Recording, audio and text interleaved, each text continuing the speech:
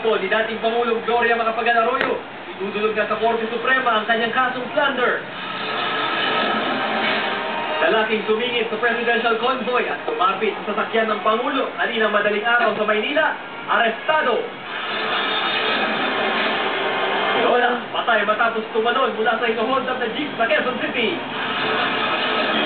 Tutukan sa 24 oras dahil hindi natutulog ang balita.